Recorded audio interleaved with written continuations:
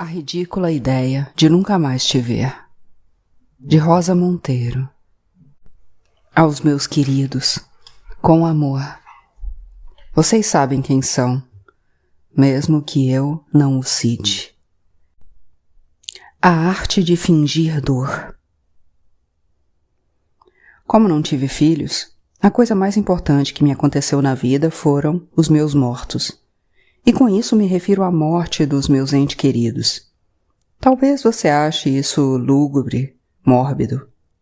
Eu não vejo assim. Muito pelo contrário. Para mim é uma coisa tão lógica, tão natural, tão certa. Apenas em nascimentos e mortes é que saímos do tempo. A Terra detém sua rotação e as trivialidades com que desperdiçamos as horas caem no chão feito purpurina. Quando uma criança nasce ou uma pessoa morre, o presente se parte ao meio e nos permite espiar durante um instante pela fresta da verdade, monumental, ardente e impassível. Nunca nos sentimos tão autênticos quanto ao beirarmos essas fronteiras biológicas. Temos a clara consciência de viver algo grandioso. Há muitos anos, quando entrevistava o jornalista Inaki Gabilondo, ele me contou que a morte da sua primeira mulher, que faleceu bastante jovem de câncer, havia sido muito dura. Sim, mas também a coisa mais transcendente que lhe acontecera. Suas palavras me impressionaram, ainda me lembro delas, embora eu tenha uma terrível memória de passarinho. Na época, pensei que tinha compreendido bem o que ele queria dizer. Mas só depois de ter vivido a mesma experiência é que entendi melhor. Nem tudo é horrível na morte, embora pareça mentira, e me espanto ao me ouvir dizendo isso. Mas este não é um livro sobre a morte. Na verdade, não sei bem o que é ou o que será. Aqui está ele agora, na ponta dos meus dedos, umas poucas linhas num tablet, um amontoado de células eletrônicas ainda interminadas que poderiam ser abortadas com muita facilidade. Os livros nascem de um germe ínfimo, de um ovinho minúsculo, uma frase, uma imagem, uma intuição, e crescem como zigotos, organicamente, célula a célula, diferenciando-se em tecidos e em estruturas cada vez mais complexas, até se transformarem numa criatura completa e geralmente inesperada. Confesso a você que tenho uma ideia do que desejo fazer com este texto, mas será que o projeto se manterá até o fim ou surgirá outra coisa? Sinto-me como o pastor daquela velha história, que entalha distraidamente um pedaço de madeira com sua navalha. E, quando alguém lhe pergunta, "Que figura está fazendo?", ele responde, "Olhe, se sair com barba, São Francisco, se não, a Virgem Maria." De qualquer modo, uma imagem sagrada. A santa deste livro é Marie Curie. Sempre a achei uma mulher fascinante, algo com que quase todo mundo concorda. Aliás, porque é um personagem incomum e romântico, me parece maior do que sua própria vida. Uma polonesa espetacular que foi capaz de ganhar 2 prêmios Nobel, um de física, em 1903, em parceria com o marido, Pierre Curie, outro de química, em 1911, sozinha. Com efeito, em toda a história do Nobel, só houve outras 3 pessoas que ganharam 2 distinções: Linus Pauling, Frederick Sanger e John Barden. E apenas Pauling em 2 categorias distintas, como Marie. Mas Linus levou um prêmio de Química e outro da Paz. E é preciso reconhecer que este último vale bem menos. Como se sabe, até Henry Kissinger tem um. Ou seja, Madame Curie permanece imbatível. Além disso, Marie descobriu e mediu a radioatividade, esse atributo aterrador da natureza. Fulgurantes raios sobre-humanos que curam e matam, que fritam tumores cancerígenos na radioterapia ou calcinam corpos depois de uma deflagração atômica. É dela também a descoberta do polônio e do rádio, 2 elementos muito mais ativos do que o urânio. O polônio, o primeiro que ela encontrou, por isso o batizou com o nome de seu país, foi logo ofuscado pela relevância do rádio. Embora recentemente tenha virado modo como uma maneira eficiente de assassinar, lembremos a terrível morte do espião russo Alexander Litvinenko em 2006, depois de ingerir polônio-210, ou o polêmico caso de Arafat, outro Nobel da Paz inacreditável. De modo que as mãos de Marie Curie chegaram até mesmo a essas sinistras aplicações. Mas, bem ou mal, essa força devastadora está na própria base da construção do século XX e provavelmente também do XXI. Vivemos tempos radioativos. A dimensão profissional de Madame Curie foi uma raridade absoluta numa época em que não se permitia quase nada às mulheres. De fato, ainda hoje cientistas mulheres continuam relativamente escassas e com certeza os prêmios ainda lhes são escamoteados.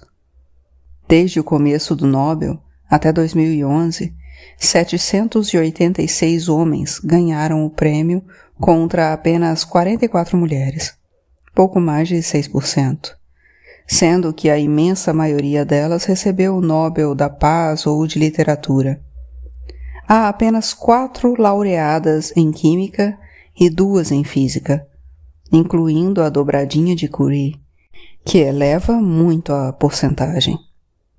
Sem falar dos casos em que simplesmente lhes roubaram o Nobel, como aconteceu com Lise Meitner, 1878 a 1968, que teve uma participação substancial na descoberta da fissão nuclear, embora o prêmio tenha sido dado em 1944 ao alemão Otto Hahn, que nem sequer a mencionou, porque, além de tudo, Lise era judia e aqueles eram tempos nazistas.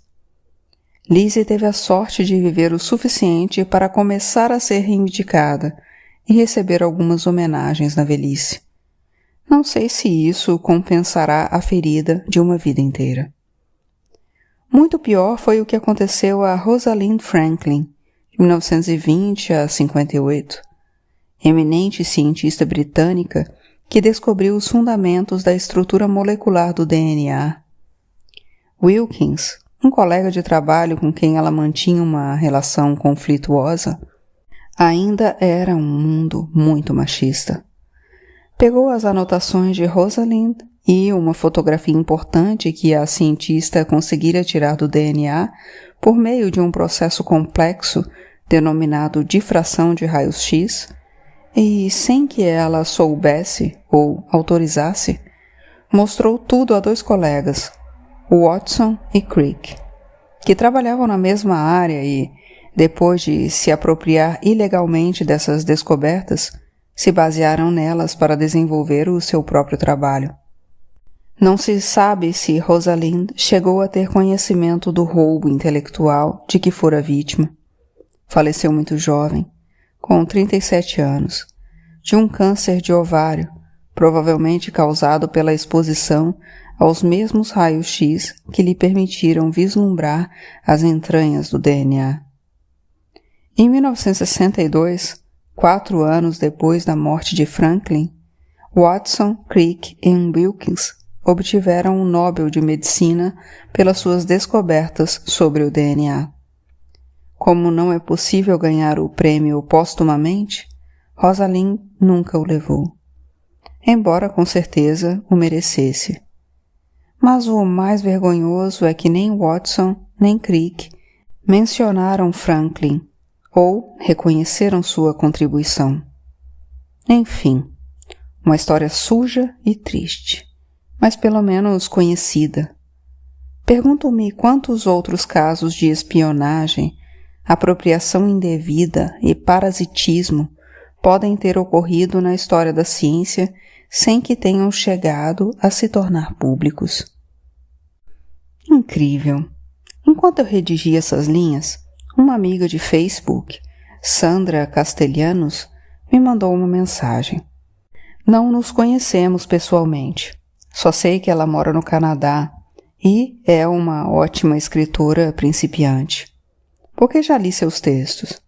Faz meses que não nos falávamos e, de repente, saindo da flamejante vastidão cibernética, recebi a seguinte informação. Olá, Rosa. Vi isso e achei que você gostaria de saber. Por onde anda a La Física, de Walter Levin. Os desafios dos limites de nosso equipamento tornam ainda mais surpreendentes os resultados de Henrietta Swan Leavitt, uma astrônoma brilhante, mas geralmente ignorada. Em 1908, Leavitt trabalhava no Observatório de Harvard, num cargo secundário, quando começou seu trabalho, que proporcionou um salto gigantesco na medição da distância até as estrelas. Esse tipo de coisa aconteceu com tanta frequência na história da ciência que o fato de minimizar o talento, a inteligência e a contribuição das mulheres cientistas deveria ser considerado um erro sistêmico. E ao final? Aconteceu com Lise Meitner, que participou da descoberta da fissão nuclear, com Rosalind Franklin, que contribuiu para descobrir a estrutura do DNA, com Jocelyn Bell, que descobriu os pulsares e deveria ter dividido, em 1974, o prêmio Nobel dado a seu supervisor, Anthony Hewish. Uau! Eu não sabia nada sobre Leavitt ou Jocelyn Bell, mas o que me deixou atônita foi a espetacular sincronia de momento e tema. E o que é mais inquietante, essas #coincidências que parecem mágicas são frequentes no terreno literário. Mas falemos disso mais tarde. Eu estava preparando outro romance. Vinha fazendo anotações, lendo livros relacionados ao tema havia mais de 2 anos. Estava deixando o zigoto crescer na minha cabeça. Finalmente dei início a ele. Isto é, passei à ação. Sentei-me em frente ao computador e comecei a digitar. Isso foi em novembro de 2011. A trama toda transcorre na selva. Esse asfixiante, putrefato, enlouquecedor ventre vegetal. Escrevi os 3 primeiros capítulos e gostei deles. Além do mais, sei tudo o que vai acontecer depois. E também gosto disso. Quer dizer, acho que pode ser emocionante para mim escrever esse romance. E, no entanto, no final de dezembro, deixei essa história de lado. Talvez para sempre. Espero que não.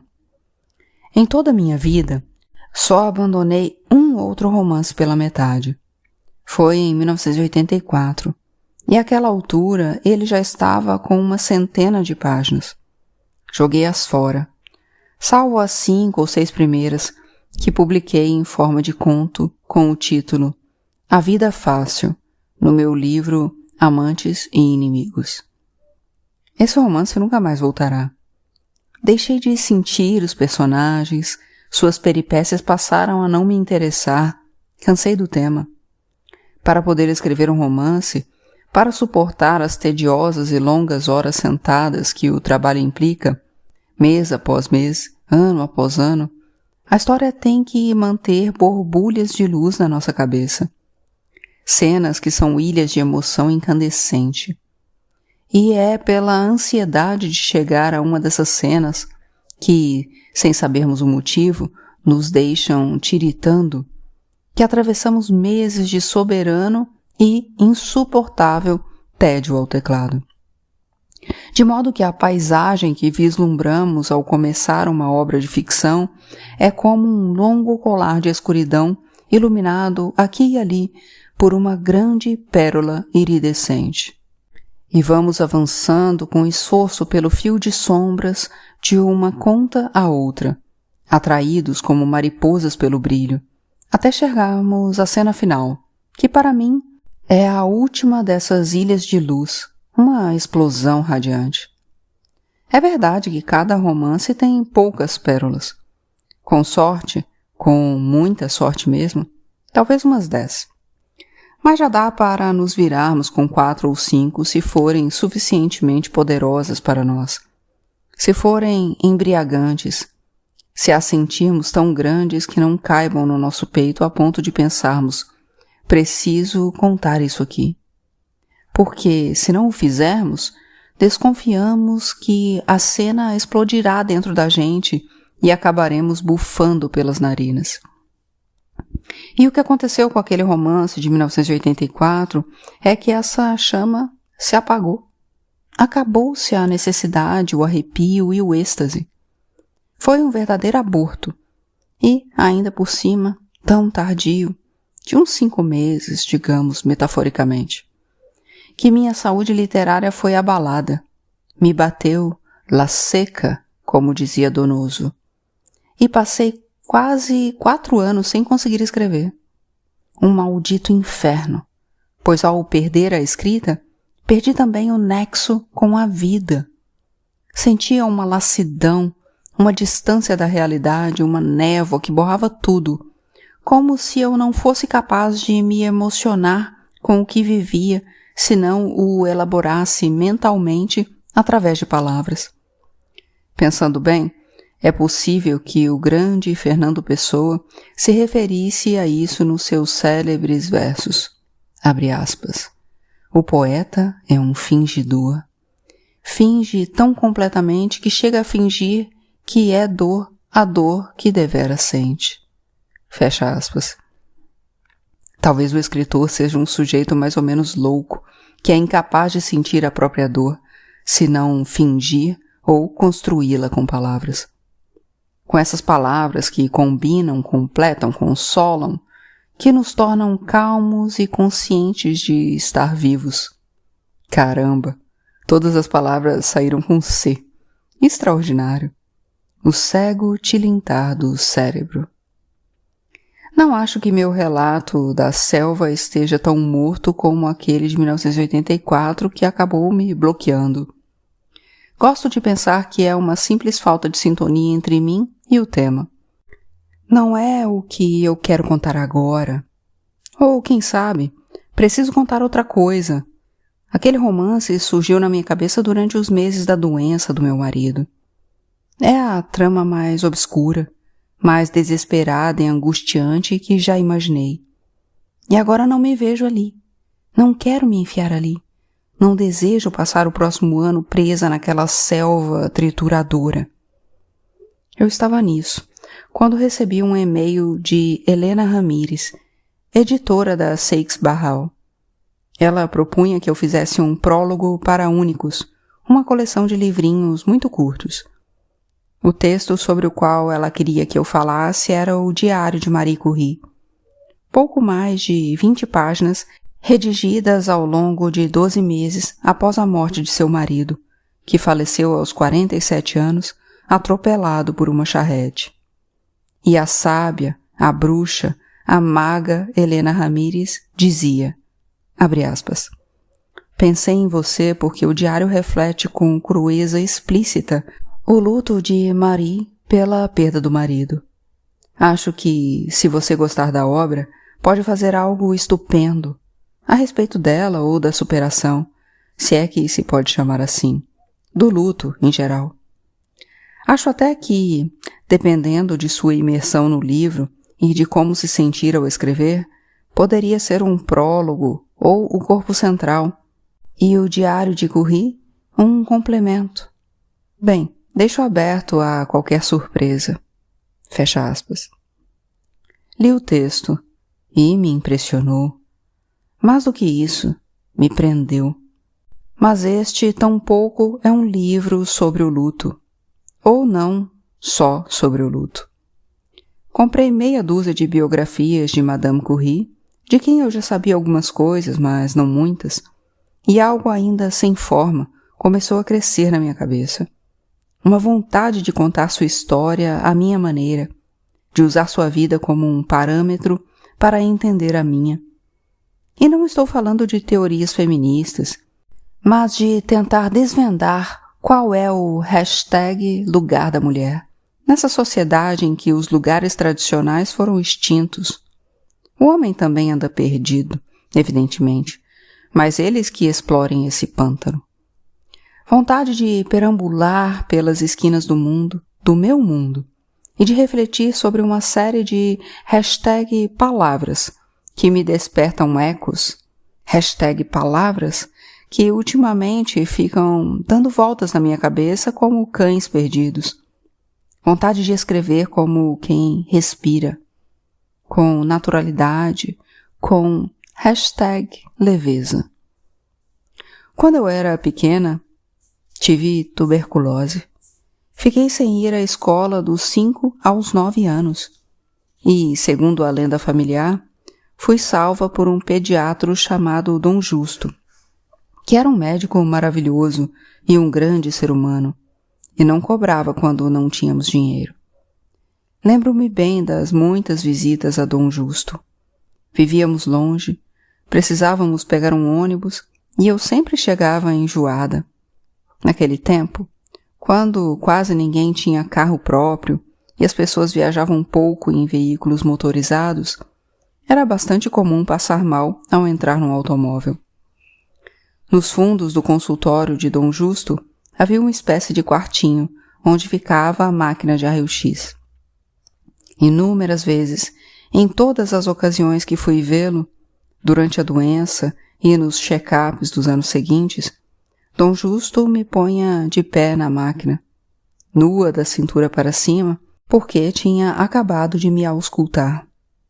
Fazia-me ficar bem reta, com as costas coladas no metal gelado, e depois aproximava do meu peito a placa de raios, também desagradavelmente fria. Eu apoiava o queixo na borda superior. O aparelho tinha um leve odor de ferro, um ranço que depois reconheci no cheiro de sangue. Dom Justo e minha mãe se punham diante da máquina sem nenhuma proteção e, depois de apagar a luz, o espetáculo começava. Lembro da penumbra do consultório e de como os rostos do pediatra e da minha mãe se iluminavam com o brilho azulado dos raios. "Está vendo, dona Amália?" dizia Dom Justo, apontando para algum ponto do meu peito. "Aquela parte parece mais branca, porque a lesão está calcificando." Eles olhavam e conversavam animadamente por um tempo que me parecia muito longo, fascinados com o espetáculo do meu interior. Eu me sentia importante, mas também incômoda e inquieta. Aquela escuridão, aquele fulgor espectral que parecia transformá-los em fantasmas, sem falar na ideia asquerosa de estarem vendo minhas tripas.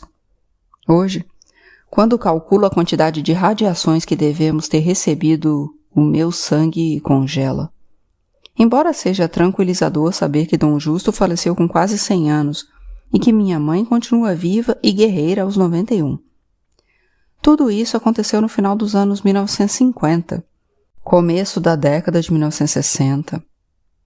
Marie Curie havia morrido, destruída pelo rádio, um quarto de século antes. Agora penso no brilho frio que saía do meu peito como um ectoplasma e no zumbido da máquina, e sinto uma proximidade enorme, uma estranha intimidade com aquela sisuda cientista polonesa. De algum modo, seu trabalho ajudou no meu diagnóstico e na minha cura. Sem falar que a mãe de Marie morreu de tuberculose, e eu também vi aquele brilho azul que Curie tanto amou.